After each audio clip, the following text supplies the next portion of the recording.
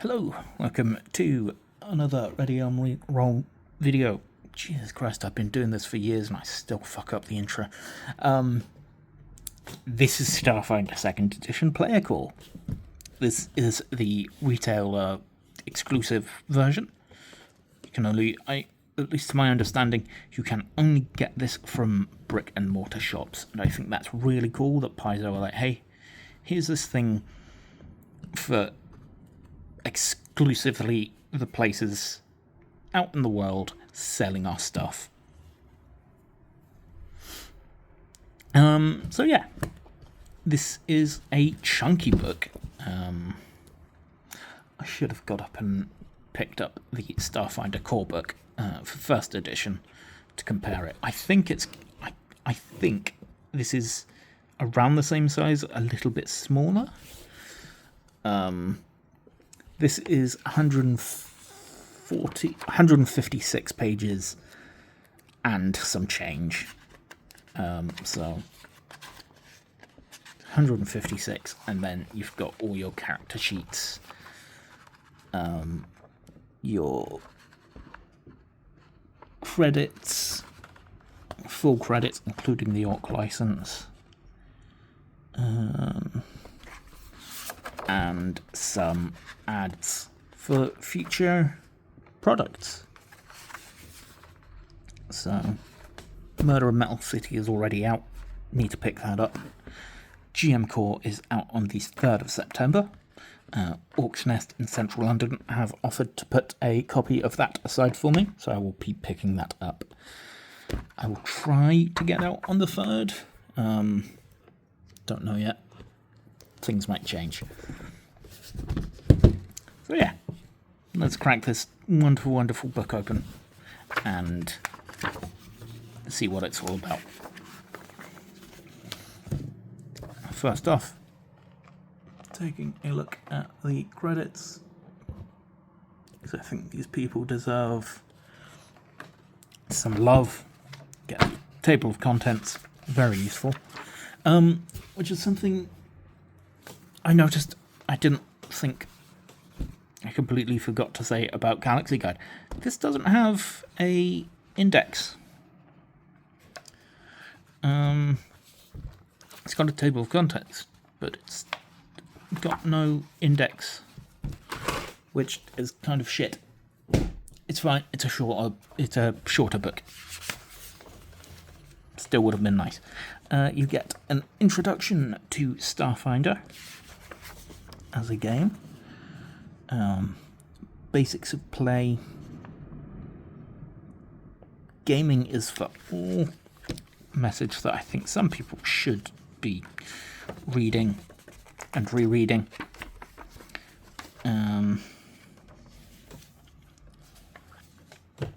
This book is a lot heavier on just walls of text than the Galaxy Guide was. Some clarifications on common terms,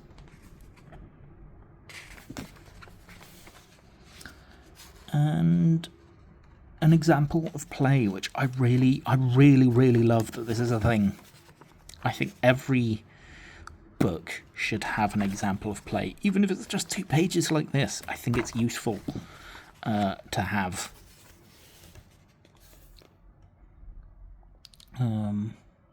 Yeah. Breakdown of the different chapters, what you'll find in each. And a very brief breakdown of the 3-action economy system, which I fucking love. None of this. Is it a bonus action? Nope. You just get 3 things you can do on your turn. Then occasionally, if you meet certain requirements, you might get a reaction or a free action. Beyond that, nope. It's all 3 actions done. Which means you can move, shoot, or even shoot if you want, which you can't do in D&D. I promise I won't spend this whole month harping on how much I hate D&D. I might do. get a breakdown of your character sheet, how to create a character step by step, and I think that's great.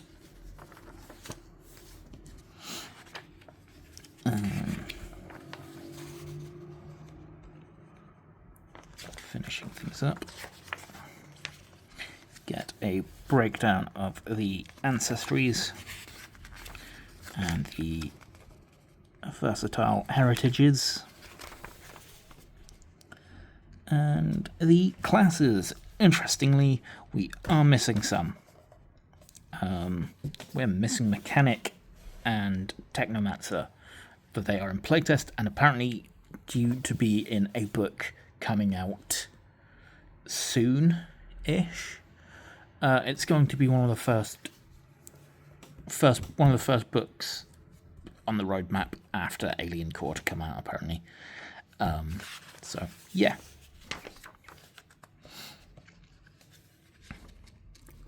How to level up, which is fairly simple. Yeah. Brief introduction to the Pathfinder Galaxy. Religions. Lots of religions. And there we come to Chapter 2, Ancestries and Backgrounds. They are listed alphabetically, so we get androids,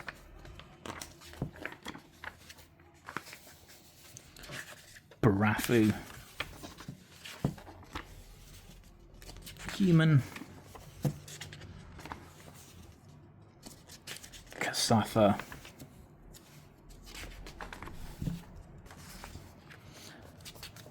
Lashunta,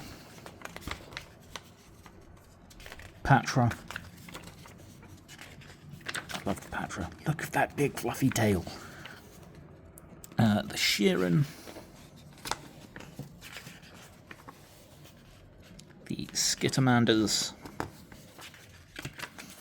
I absolutely adore the Vesk. Finally, the Isoki. So there are a couple additions to this edition, or they're not new. They were in the previous edition. It's just they've been added to the player core, which is interesting. I do like the fact that it gives us a couple more options for our characters, even if I think it might have been to the detriment of the classes. I think they chose to put more ancestries in the book than classes, for whatever reason. But it's fine.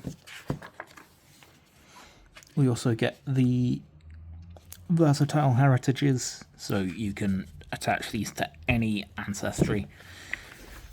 We get the Borai, which are basically souls who have decided to inhabit their own dead body, which I think is really, really cool, and a bit bleak. It comes with its own set of weird nonsense.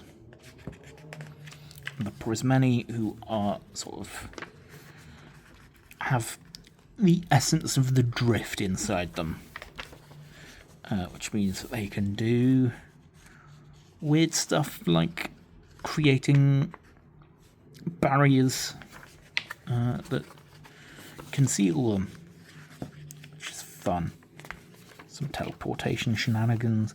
We also get backgrounds, much like the Galaxy Guide. These are quite fun. They just add a little bit of flavour, and there's lots of them. So yeah, I like this. I like this absolute fucking diva.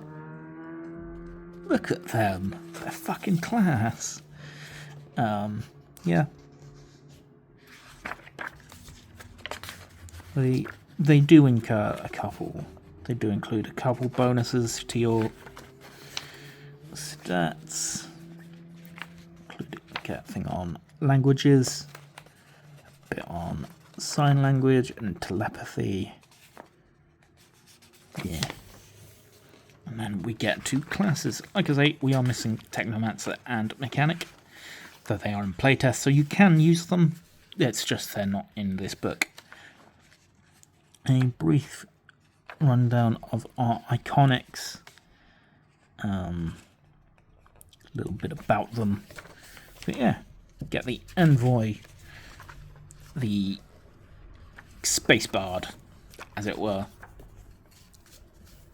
The face of the party. They can sort of order people around, giving your allies bonuses to do other things.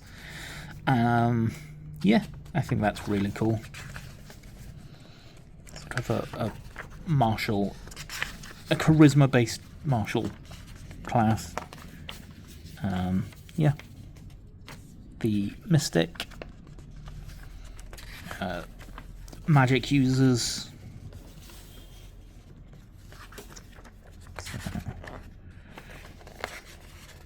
quite standard.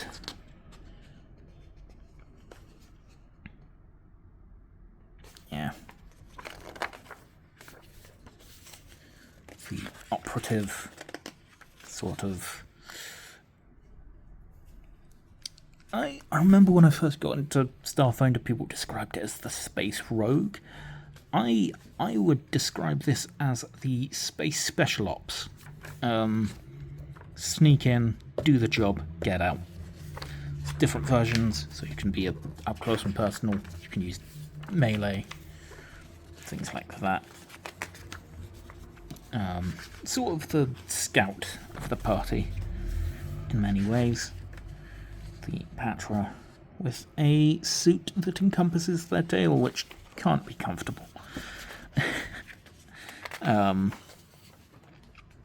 The Solarian, who have control over basically the sun and black holes, which is really cool.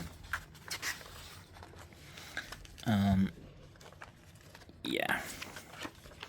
I think No Nat One's put up a guide just today on the Solarians, so if I remember, I will put that in the description and in a pinned comment. You also get the Soldier, who is in first edition, they were basically just fighter. They were fighter with guns. Here, they're a lot more specialized than just fighter with guns. In Starfinder Second Edition, they feel a lot more heavy gunner. They do a lot more with the gun traits that allow you to spread your fire out in a cone.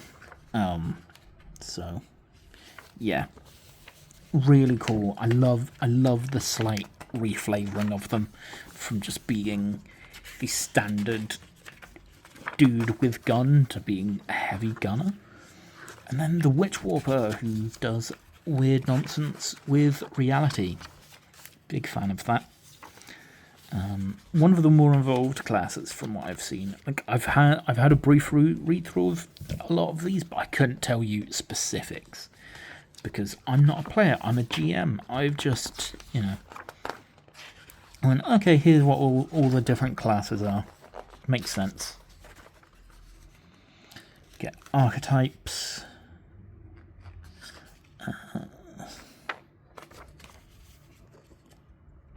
I love that. That's just cool.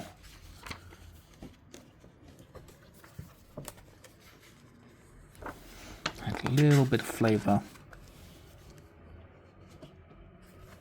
to your character. Make them a little bit more individual than anyone else if you've got two of the same class in the party. And we come to skills.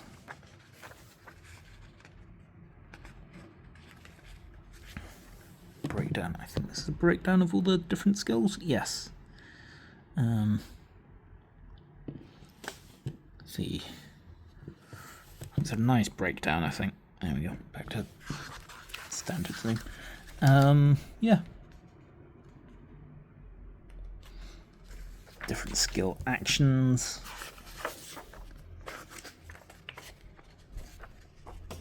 It's like shoving people, repositioning. It's definitely more evolved than D&D. I can't pretend that it's not. There's definitely going to be a bit more thinking going on at the table. Going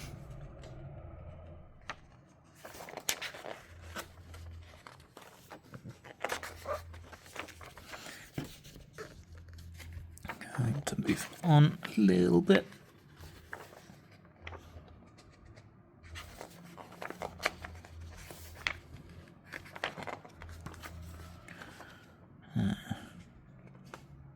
Vasco is an absolute meathead. Look at how much he's lifting. Though, that could be an envoy, and they're just lifting, like, foam. they're just using deception to make you think that it's a heavy weight. And then we're on to feats, I think. I've accidentally skipped over the, good chunk of the way into feats. And you get feats, you get at least one feat for the feat per level in this, which I think is great. Again, it's more work on the player, but it makes characters so much more interesting and unique. Here we get equipment, which is, I think, one of the best things about any player book. Looking at all the cool stuff you get, like med patch,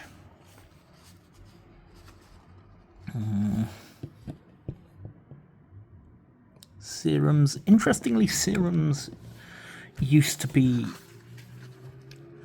one of the healing items. Now serums do specific different things, whereas med patch is your sort of default healing item. Get armor.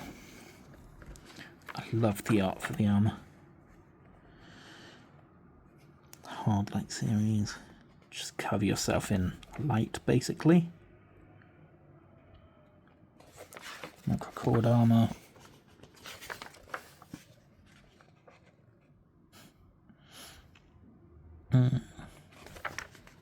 Yeah.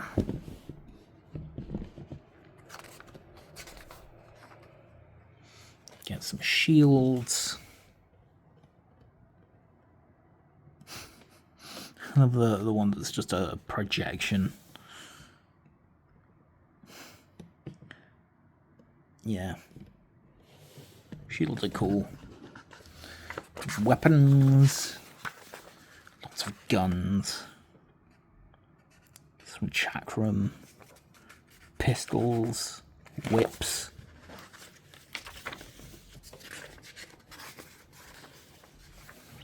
Some blades and some melee weapons. Arc emitter. Sniper rifle type things. And some heavy weapons.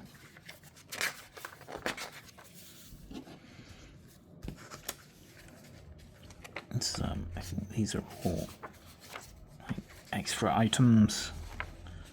Jetpack, dark vision visor, weapon upgrades.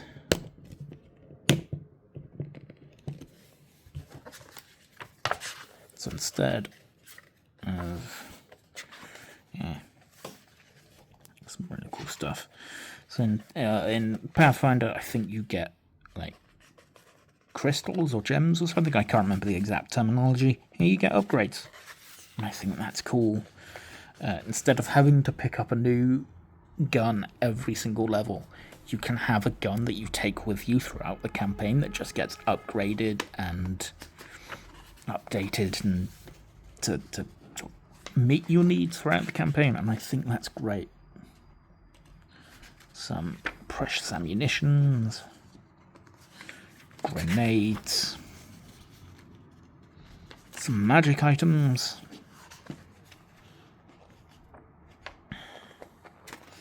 I'll probably do at least a video or two on some of these.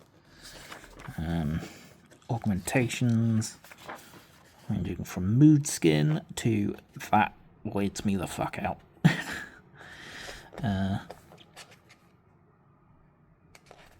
Yeah. Then we get to spells. I already have a thumbnail prepared for a video I want to make on the spells, because there's a few that make me laugh.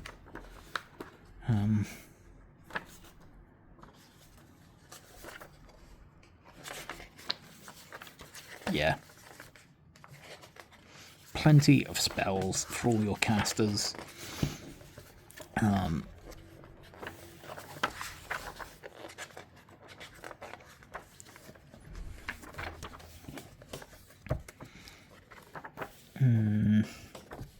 Still on spells.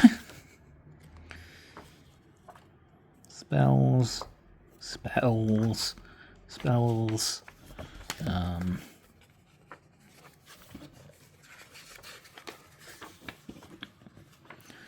Rituals, which I never remember anyone can perform rituals.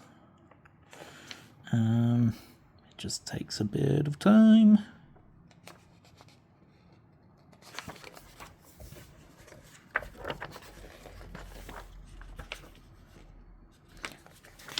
And there we get to the core rules for the game, making checks. You have to figure out your DCs, degrees of success.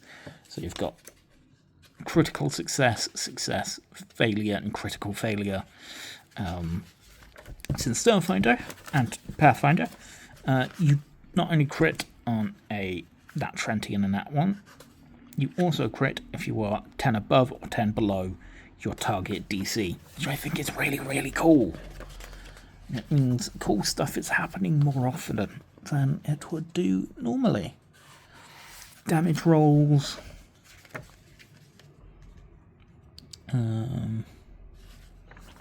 Immunity. Death and dying.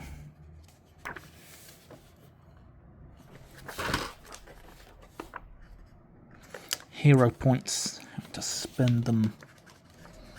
Actions. Movement.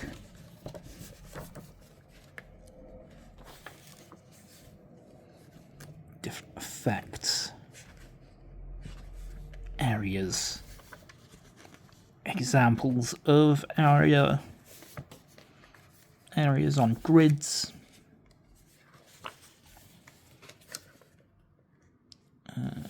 Different afflictions.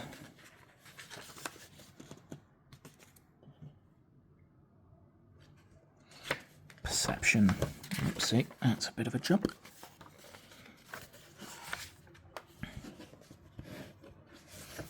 Yeah.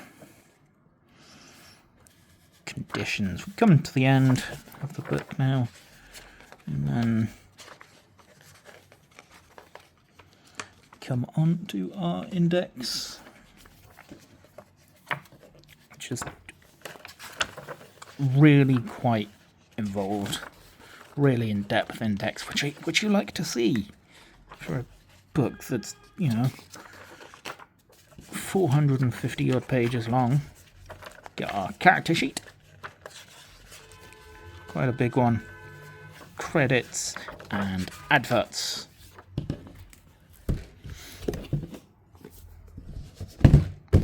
And that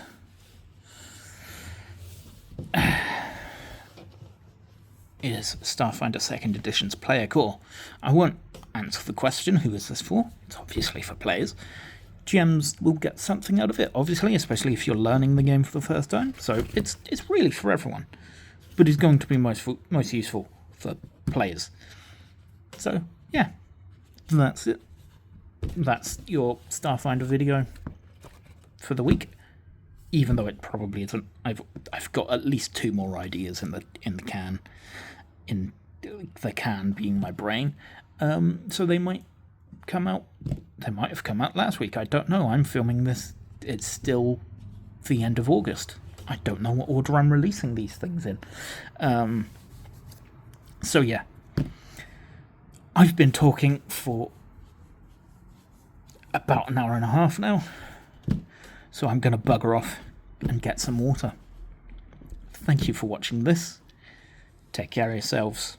Take care of each other. See you in the fucking hell. See you in the next one.